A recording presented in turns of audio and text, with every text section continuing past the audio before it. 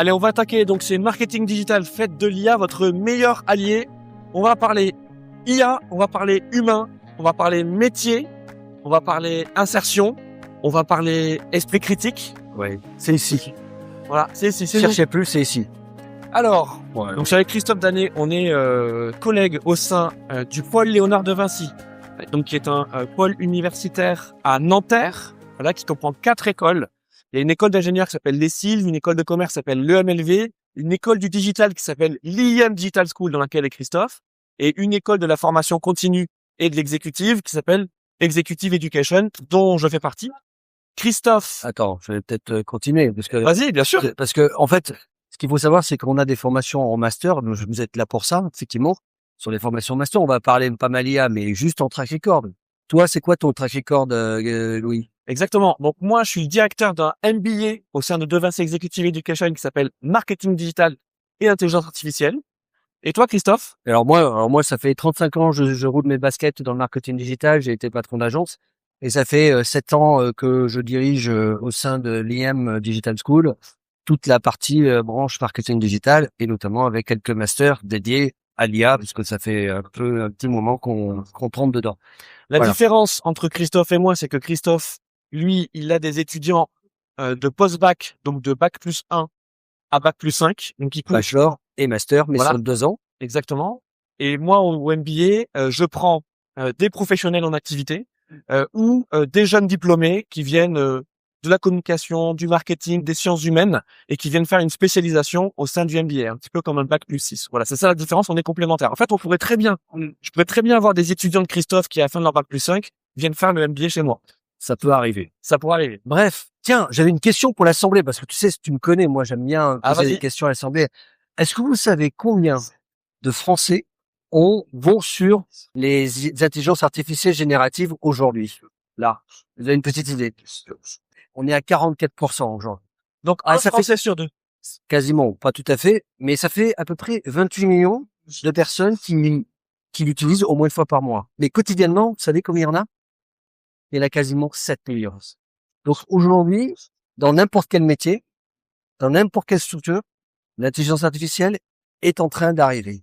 Et il y a un secteur sur lequel l'IA est plus présente qu'ailleurs, c'est le marketing. Et vous allez comprendre pourquoi. Qu'est-ce qu'on fait avec les IA génératives? Parce que là, Christophe me dit oui, alors Ouais. un Français sur 2 a déjà utilisé les IA génératives. Quotidiennement, on en a 7 millions. Ouais. Et concrètement, qu'est-ce qu'on fait? Ben, on fait tout et n'importe quoi, mais appliqué au marketing, on fait pas mal de choses déjà. En fait, aujourd'hui, vous avez pas mal d'outils. Je sais pas si vous utilisez, si je fais un top of mind en notoriété, ChatGPT, vous connaissez? Ouais, forcément. Hein. Claude, vous connaissez? Ok, Perplexity, vous connaissez? Un peu moins. Et puis, il y en a plein d'autres. Il y en a plein d'autres qui aujourd'hui travaillent le son, l'image, etc. Gemini, vous connaissez? C'est un petit peu. En fait, donc, dans ce métier, en fait, on est en train de voir une accélération. Il y a quelques études, par exemple, de KPMG, sur des études de cabinet d'audit, qui expliquent un truc assez extraordinaire. C'est qu'aujourd'hui, le marketing digital dans sa plus grande dimension, c'est quelque chose qui est utilisé de manière beaucoup plus en avance que par rapport à d'autres secteurs. Donc, si demain vous voulez travailler dans cet univers, en communication, en marketing, il n'y a pas le choix. Vous n'avez pas le choix que de vous intéresser à l'intelligence artificielle générative. Mais attention, il y a quelques prérequis. Là, vous êtes dans un salon des meilleurs masters pour enseigner sur des formations. Très certainement, vous êtes passé par Google pour dire, bah tiens, meilleur master en marketing, en communication, et vous êtes tombé au gré de vos recherches sur ce salon. Eh bien ça, c'est déjà l'ancien monde. Parce que ce que vous faites, et ce que vous allez faire dans peu de temps, mais ce que vous faites déjà, c'est que vous allez demander à ChatGPT, à Copilot, à Gemini, à Claude, quel est le meilleur master en marketing? Et il va vous répondre. Et tout l'enjeu des professionnels de la communication et du marketing, c'est de faire en sorte que dans les réponses qui seront faites par l'IA générative, eh bien, on vous dise que c'est de Vinci. Ce que vous devez comprendre, c'est qu'aujourd'hui, ça change complètement la manière dont on concevait certains métiers depuis une vingtaine d'années. Certaines tâches vont disparaître. Et je vous rassure tout de suite, il n'y a pas de disparition de métier.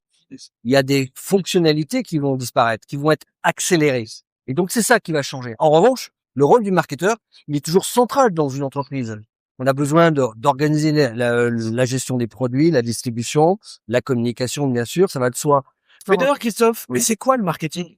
Le marketing, ça regroupe l'ensemble, c'est l'art de vendre finalement. C'est comment j'arrive à structurer mon offre de service, produit-service, pour vendre ces produits à une cible, la fameuse cible, celle que tout le monde rêve d'avoir. C'est-à-dire finalement vous êtes une cible potentielle. On rassure en tout bien tout honneur. Et l'étude des consommateurs fait partie du marketeur. Et là, c'est extraordinaire parce qu'à une époque, on faisait des études et on mettait par quelques années à sortir de quelques chiffres. Aujourd'hui, avec l'IA, on accélère ce mouvement et on est en capacité d'analyser 10 fois, 100 fois plus de données et donc d'avoir une information beaucoup plus précise et pointue. Donc, le rôle du marketeur de demain, c'est de non seulement continuer à comprendre le rôle des cibles, mais également de pouvoir traiter de plus en plus de données, la fameuse data. Et justement, ce que l'IA permet, et on va expliquer pourquoi, notamment dans la data, c'est de vous rendre plus productif. Donc, c'est-à-dire que sur un même métier, on va effectivement en demander plus à la même personne et aux mêmes équipes parce que justement, elles sont augmentées avec, par l'IA. Il y a une phrase qui dit « Vous ne serez pas remplacé par l'IA, mais vous serez remplacé par quelqu'un qui maîtrise l'IA. » Et dans le marketing digital, c'est complètement vrai. Puisque le gain de productivité entre la non-utilisation de l'IA et l'utilisation de l'IA qui a été prouvé par des études qui mesurent le gain de productivité avant et après IA, il est entre 30 et 50%. Qu'est-ce qu'on fait de ce temps-là? Une semaine de travail, c'est 5 jours sur 7. D'accord? Donc, sur les 5 jours, vous allez gagner entre 30 et 50% de productivité sur les tâches et les missions que vous avez. Ça représente quoi sur 5 jours? Entre 2 et 3 jours. Qu'est-ce que vous allez faire de ces 2 et 3 jours? C'est-à-dire, iso-tâches, iso-productivité, vous implémentez, vous intégrez de l'IA dans ce que vous faites, vous gagnez entre 2 et 3 jours. Vous pensez qu'on va aller au soleil? Qu'on va avoir du temps perso? Ah si, on peut, alors envisageable. C'est envisageable si vous êtes freelance et si vous êtes indépendant. Je vous souhaite, dans ce cas-là, d'avoir un carnet de commandes bien rempli, d'avoir plein de clients. Mais en entreprise, qu'est-ce qui va se passer? On va pas vous dire, puisque finalement vous êtes trop productif, ok, très bien, on va vous donner jeudi, vendredi payé. Jamais de la vie. Ce qu'on va vous demander, c'est plus. Mais puisqu'on a gagné entre 30 et 50% de temps, on va vous demander entre 30 et 50% de productivité en plus. Vous voyez l'impasse dans laquelle on est? Si jamais vous ne faites pas de l'IA votre meilleur allié, vous ne pourrez pas tenir cette cadence. Oui, tu vois, il y a un truc qui m'intéresse plus hautement, c'est finalement, il va falloir que vous considérez l'intelligence artificielle comme un peu votre compagnon. Celui qui va vous suivre 24 heures sur 24.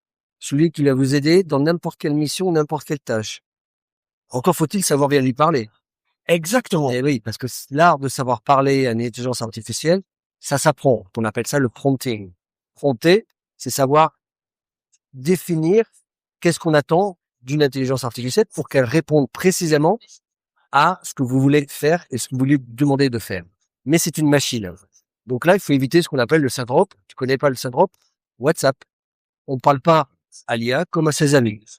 À vos amis, vous allez être gentil, vous allez leur dire pas mal de choses. À l'IA, il va falloir être direct, il va falloir définir une syntaxe, quelque chose qui va vous permettre de pouvoir travailler efficacement sur le sujet. Donc, c'est vraiment un compagnon.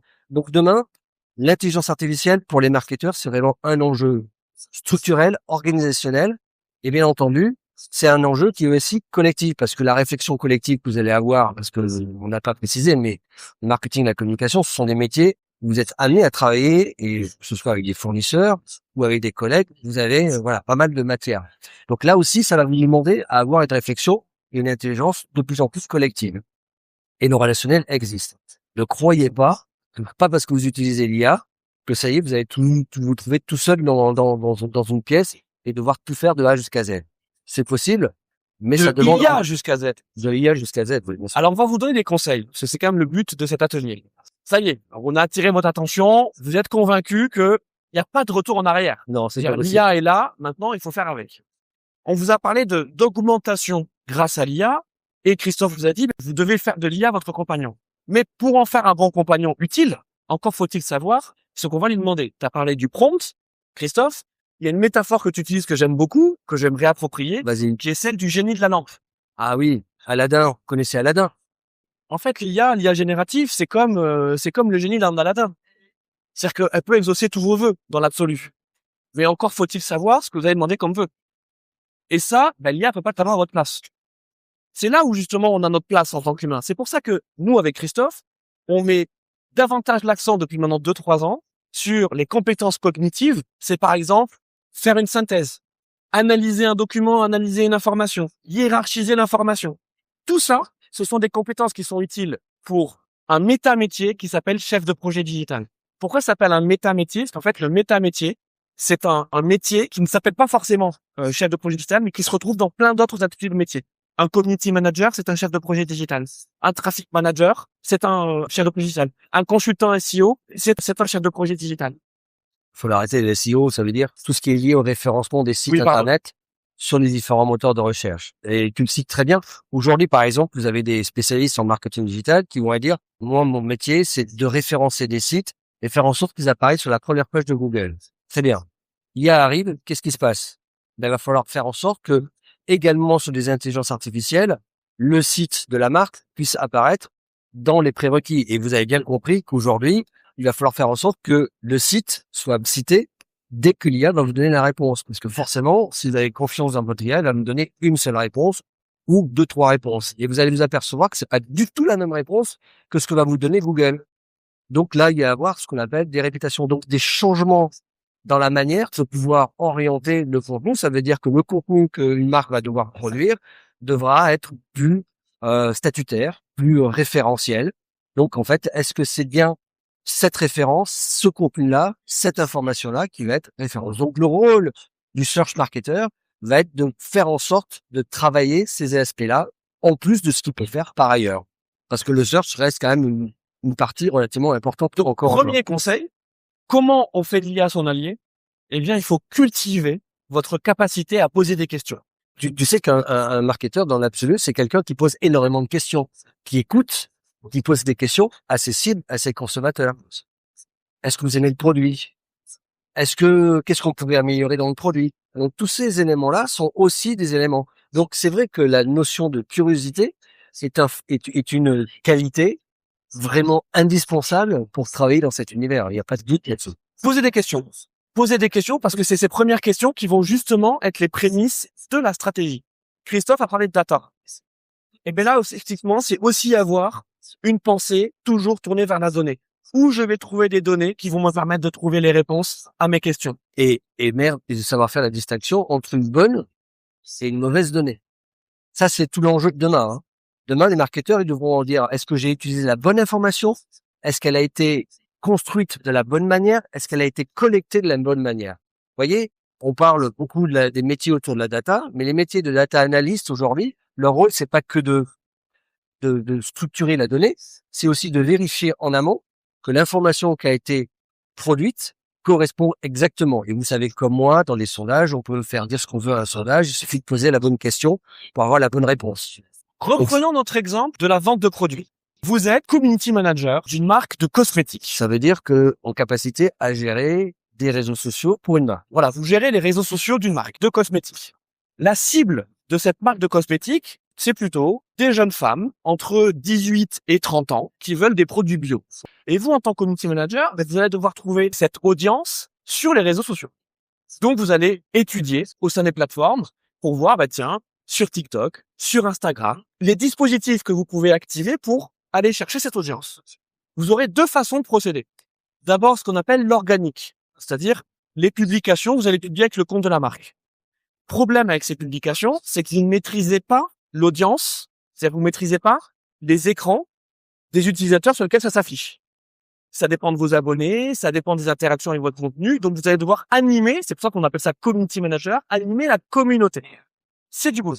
Et le deuxième levier que vous allez activer, c'est le paid, c'est-à-dire faire de la publicité sur les réseaux sociaux. Vous allez dire, tiens, sur TikTok, on va utiliser ce format publicitaire avec telle audience. Et en fait, c'est pour ça que vous payez, parce que vous payez pour que votre contenu, il s'affiche sur l'écran des utilisateurs, utilisatrices en l'occurrence dans le cas de notre marque de cosmétiques bio, qui verront afficher cette publicité. Sauf que, et c'est là où l'IA vient tout changer, c'est que peut-être que auparavant, c'était peut-être deux personnes qui faisaient ce travail-là.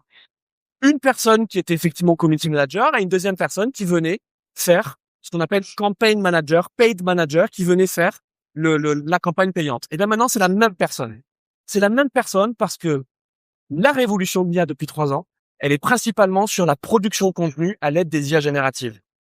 Et donc, comme les IA vous permettent de pouvoir produire du contenu de qualité, encore une fois, de qualité beaucoup plus rapidement, eh bien, vous avez du temps à côté pour pouvoir vous occuper de cette stratégie digitale. Oui, alors en fait, ce qui est intéressant de noter dans tout ça, c'est que avant, on avait des métiers qui étaient très silotés. C'est-à-dire, on avait un métier, des gens qui faisaient du CRM, des gens qui faisaient du contenu, des gens qui s'occupaient des réseaux sociaux. Bref, on avait ce silotage assez classique, organisationnel, que toutes les boîtes pouvaient faire. Avec l'arrivée de l'intelligence artificielle, on a un effacement de ces barrières, ce qui permet d'avoir des métiers plus larges, beaucoup plus riches et beaucoup plus diversifiés par rapport à l'exécution ou à ce qu'on peut en tirer. Un community manager aujourd'hui, finalement, peut être quelqu'un qui fait du CRM en puissance. Il gère de la relation client. Il va parler au consommateur. Il va essayer de convaincre le consommateur que il a le meilleur produit, la meilleure offre. Donc ça aussi, ça va être un des aspects.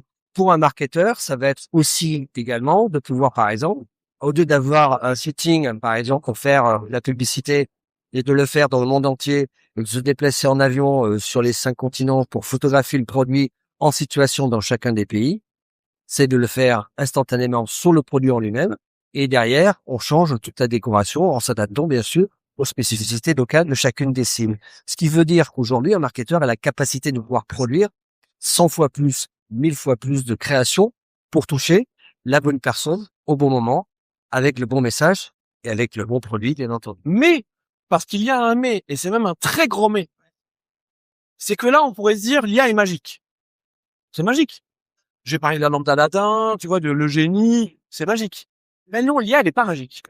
Et en tout cas, cette utilisation professionnelle des outils, alors là, c'est vrai qu'on a concentré sur l'IA générative, mais en fait, on prend tous les outils du marketing digital et ils ont tous intégré de l'IA. D'ailleurs, c'est pour ça qu'on parle de révolution silencieuse dans le marketing et la communication, parce que les outils, ils changent pas. C'est toujours les mêmes outils. Ouais, je veux te donner juste un exemple Bien qui sûr. soit très concret. Prenez Excel, vous connaissez tous Excel. Vous êtes des pros d'Excel un petit peu ou pas? Plus ou moins. Ok.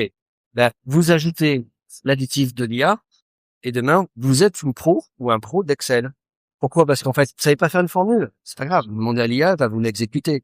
Il y a une logique qui va être intéressante. N'oubliez pas le compagnon qui est en présence là-dessus. Donc, ça vous permet, vous, d'apprendre en même temps où vous construisez le sujet. Vous voyez, c'est assez concret.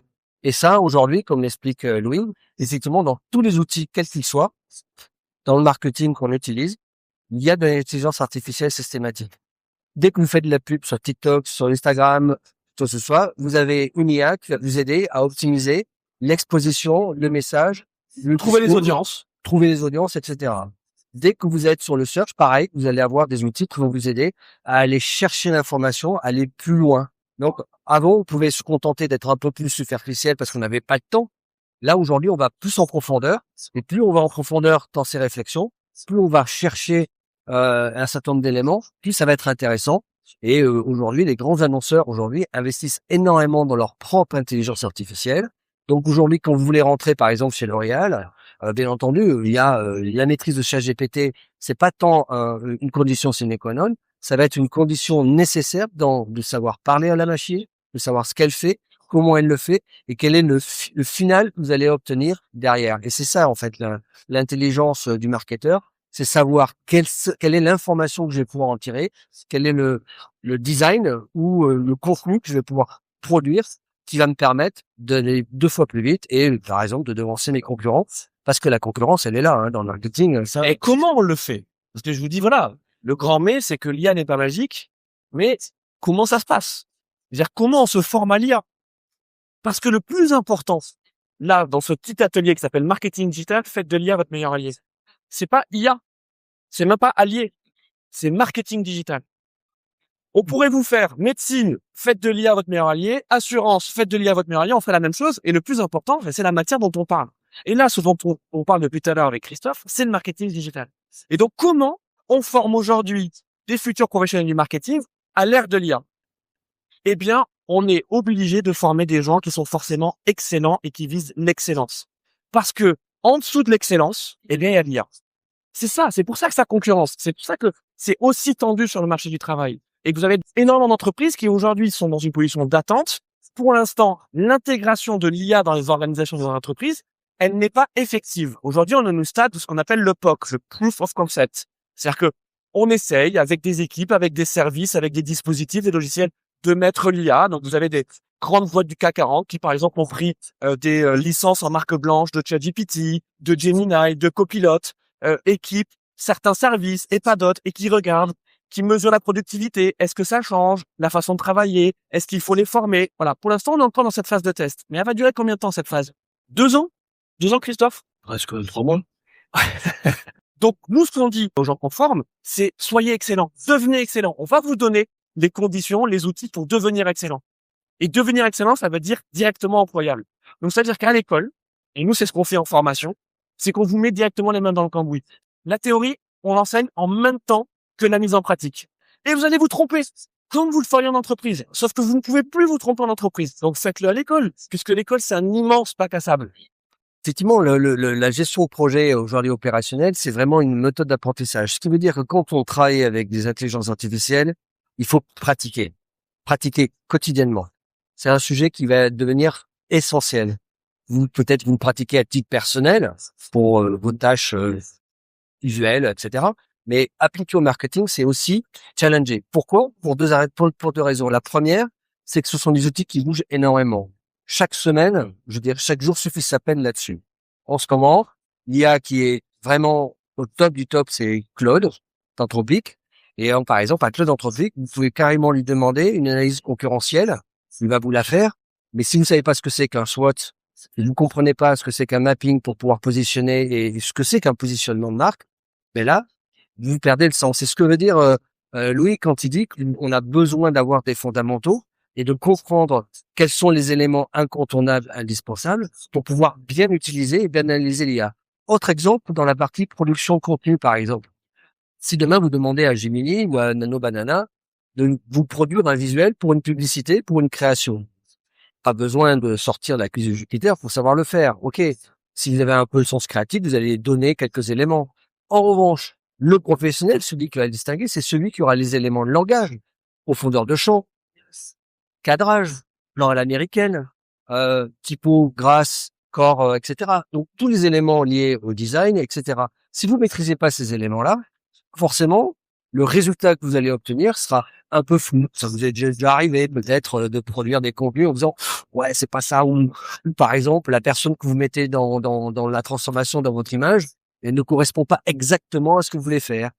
Mais quand on arrive avec un niveau professionnel, je peux vous mettre au défi qu'aujourd'hui, vous êtes incapable de faire la distinction entre une personne qui est a priori réelle. On arrive même sur la granularité de la peau, à vraiment gérer ce genre de choses. Mais ça nécessite d'avoir une connaissance un peu technique. Et donc, ne croyez pas que l'IA va s'approprier plein de choses. Bien sûr, elle va apprendre. D'accord? C'est ce qu'on appelle le deep learning là-dessus. Mais il y a un sujet qui va vous distinguer. Et c'est pour ça qu'il faut bien gérer les fondamentaux et bien apprendre tout ce qui est lié à la méthodologie. C'est ce qu'on fait, nous, à l'école. En fait, le apprendre à apprendre, c'est créer les conditions d'un apprentissage continu qui fait que ce qu'on va vous enseigner, ce que vous allez apprendre aujourd'hui, parce que vous êtes à l'école et parce que vous êtes dans des conditions d'apprentissage, fait que peut-être l'année prochaine, dans 5 ans et dans 10 ans, vous continuerez à vous perfectionner parce que vous aurez appris à apprendre. Et nous, ça nous plaît bien parce que ça correspond justement au marketing digital depuis 20 ans, 30 ans, qui ne cesse d'évoluer, et à l'accélération qu'on a depuis 3 ans avec l'IA, qui encore une fois ne modifie pas la façon dont on pense le marketing et dont on conçoit le marketing, mais qui modifie la façon dont on le fait et dont on le pratique. C'est ça vraiment la différence. Une tête bien faite, qu'est-ce que c'est? Et comment on arrive, je vous propose en tout cas d'avoir une tête bien faite, c'est peut-être de commencer à faire sans IA. Mais ça, vous pouvez pas le faire en entreprise. Quand on vous demande une stratégie social media pour, je reprends mon exemple, TikTok, ma marque cosmétique bio, et que pendant une semaine, vous allez produire, entre guillemets à la mano, avec vos petits cerveaux, et Canva quand même, hein, on va vous obliger Canva, et que ensuite on va vous demander exactement le même exercice, sauf qu'au lieu de vous donner 4 jours, on va vous donner une seule journée, et que cette fois-ci vous allez utiliser l'IA, vous allez voir que non seulement le résultat il sera au-dessus de ce que vous aurez fait pendant 4 jours, et en plus vous aurez mis à profit votre journée de production IA à l'aune de ce que vous aurez appris pendant les 4 jours, et des itérations créées pendant les 4 jours. Et ça, c'est purement humain. C'est un processus qui est purement humain. C'est ça le apprendre à apprendre. On vous donne le même exercice. On vous dit, voilà, vous avez une journée pour faire l'exercice avec l'IA. Vous n'irez jamais aussi loin que si vous n'avez pas vécu les 4 premiers jours avant. Donc oui, ça demande du temps. ça demande un investissement pour arriver à faire de l'IA sa meilleure alliée. Mais ça tombe bien. Si vous venez à l'école, que ce soit pour venir faire un bac plus 5 années d'études avec Christophe, ou soit pour faire un MBA avec moi, ce temps, vous venez le chercher. Tiens, je vais reprendre un truc sur lequel tu as dit, sur apprendre à apprendre. Une petite astuce, parce que vous n'êtes pas venu ici pour rien, je vais vous en donner une. Qui connaît Notebook LM? Alors, Notebook LM, c'est une émanation de Gemini, donc d'une IA, et qui a quelques particularités. Par exemple, vous avez un cours d'une 70-90 pages à apprendre. Ben, vous utilisez cette Notebook LM, vous mettez le document dans cette IA, elle ne va gérer que les informations, vous allez la nourrir uniquement là-dedans, et vous allez pouvoir, elle va vous faire un résumé de votre cours. Vous allez pouvoir lui poser n'importe quelle question sur le cours, elle va vous répondre, et non seulement elle va vous répondre, mais elle va vous dire, tiens, le paragraphe dont tu me parles, il est à tel endroit. Il est à page 15, et tiens, je te fais un petit 1, tu cliques dessus, hop, tu arrives dessus. Derrière, vous n'avez pas trop de temps. Qu'est-ce qu'on peut faire? Ben, par exemple, on peut avoir un enregistrement audio. Ça tombe bien, vous êtes plus auditif que visuel. Vous aimez bien écouter les podcasts comme 15 millions de Français aujourd'hui. C'est parfait. Ben, vous faites un petit enregistrement de votre cours et vous avez deux personnes qui vont vous parler dans la langue que vous choisissez. Ça peut être l'anglais si vous souhaitez perfectionner votre anglais ou le français. Et derrière, elle va vous faire un résumé en 7 minutes du contenu du cours. Mieux, je peux le faire en vidéo avec une présentation.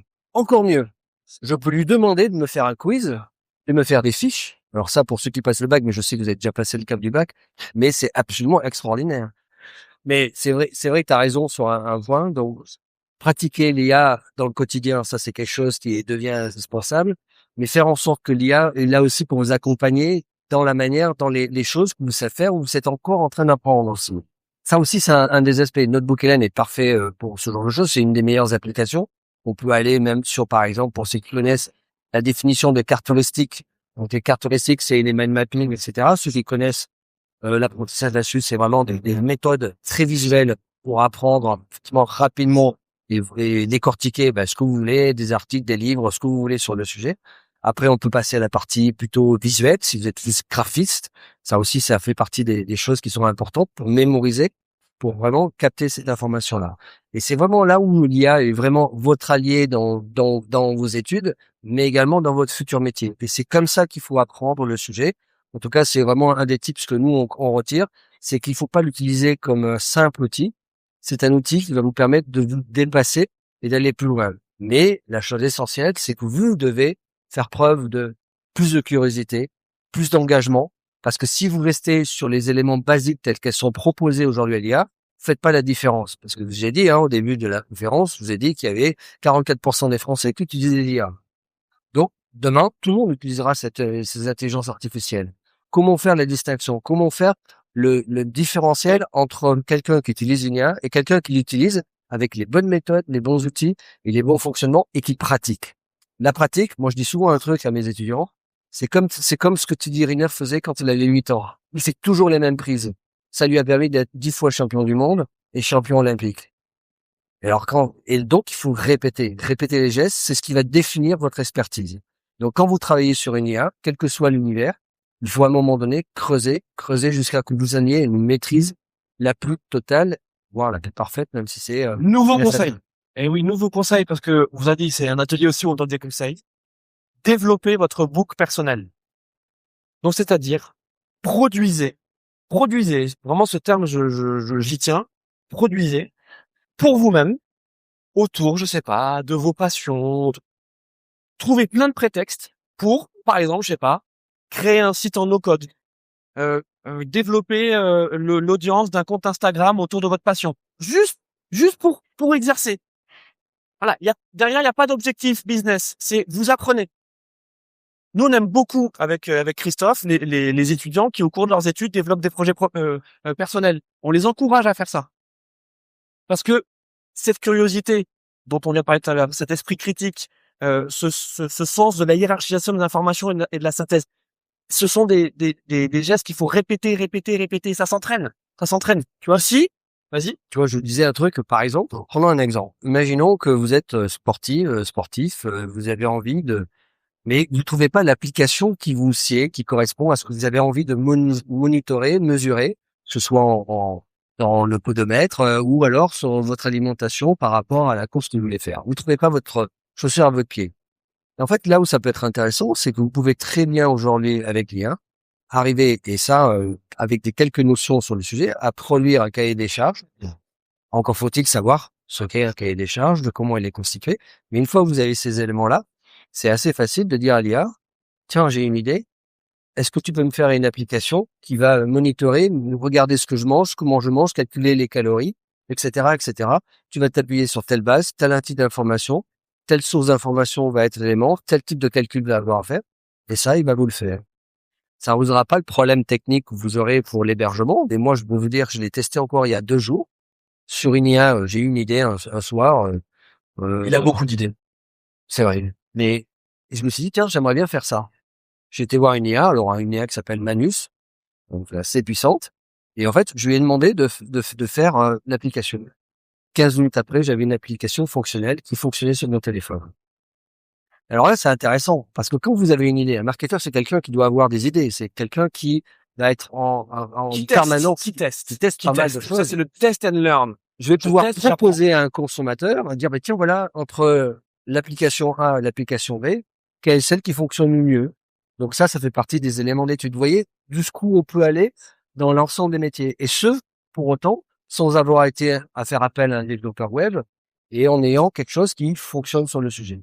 Ça, le rôle dans le marketing digital, c'est quelque chose qui va se développer à travers des sites internet, à travers des contenus, à travers de l'interaction, etc. Donc vous allez avoir pas mal de choses comme ça. Donc ça, c'est un vrai ennemi. On arrive au terme de cette partie conférence et on prendra quelques-unes de vos questions à partir de maintenant. Mais en conclusion, ce qu'on voulait vous dire, c'est que les métiers de la communication et du marketing, bon, là, c'est le marketing digital, mais en fait, le marketing, il est à 99% digital aujourd'hui. Voilà. Ça n'a plus beaucoup de sens de parler de marketing digital et de marketing de l'autre côté. Il y a encore un peu de marketing, ce qu'on appelle le marketing opérationnel, qui est du marketing physique, mais principalement aujourd'hui, on est sur des leviers digitaux. Donc, les métiers de la communication et du marketing, ils sont pas en voie de disparition parce que la communication et le marketing ne sont pas en voie de disparition. Je veux dire, vous avez des entreprises, des organisations qui auront toujours besoin de parler d'elles, de faire parler de leur marque, de faire parler de leurs produits et de vendre. Donc, le besoin, il est là. Donc, il y aura besoin d'avoir des professionnels pour répondre à ce besoin. Mais ces professionnels, ils devront être en mesure de pouvoir manager des ressources. Et donc, le côté management, c'est pas tant on va manager des équipes. Oui, il y aura toujours dans ces ressources des ressources humaines, mais aussi des ressources budgétaires, d'arbitrer sur des budgets. Est-ce que je mets tant d'argent, par exemple, pour faire de la publicité sur Google? C'est projeter des mots-clés. Est-ce que je mets la publicité sur les réseaux sociaux? Et pourquoi? Et je vais calculer le retour sur investissement, les indicateurs. Tout ça, ça va vous demander de l'expérience. C'est ça, ce travail de chef d'orchestre et d'augmentation avec l'IA. Et aussi des agents IA. C'est-à-dire, vous aurez des agents IA à qui vous donnerez des consignes, vous donnerez des tâches, qui réaliseront ces tâches.